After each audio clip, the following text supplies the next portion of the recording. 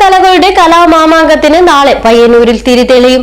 Kannur revenue ജില്ലാ Kerala school കലോത്സവത്തിനായി പയ്യന്നൂരിലെ 16 വേദികളും ഒരുങ്ങിക്കഴിഞ്ഞു. രചനാ മത്സരങ്ങളെല്ലാം നാളെ തന്നെ പൂർത്തിയാകും.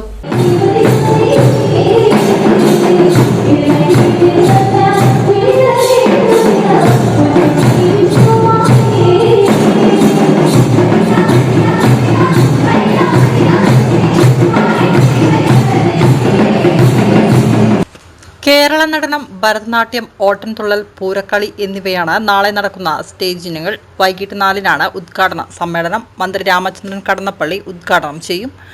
അവധി ദിവസമായിരുന്നെങ്കിലും പല വിദ്യാലയങ്ങളും ഇന്നലെ പരിശീലന രംഗത്ത് സജീവമായിരുന്നു.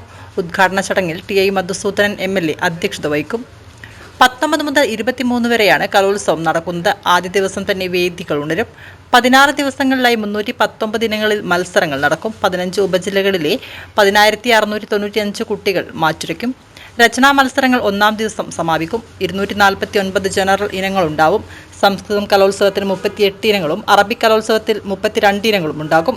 UP, HS, HSS വിഭാഗങ്ങളിൽ ഏറ്റവും കൂടുതൽ പോയിന്റ് ലഭിക്കുന്ന ഉപജില്ലകൾക്ക് ഓവറോൾ റോളിംഗ് ട്രോഫി നൽകും. ഓവറോൾ 1, 2 സ്ഥാനം ലഭിക്കുന്ന ഉപജില്ലകൾക്ക് റോളിംഗ് ട്രോഫി നൽകും.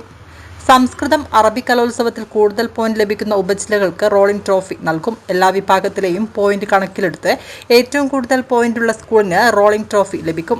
23-ന് വൈകിട്ട് സമാപന സമ്മേളനം നിയമസഭാ സ്പീക്കർ അഡ്വക്കേറ്റ് എൻ ഷംസീർ ഉദ്ഘാടനം ചെയ്യും. ടി.ഐ. മധുസൂദനൻ എം.എൽ.എ. അധ്യക്ഷത വഹിക്കും.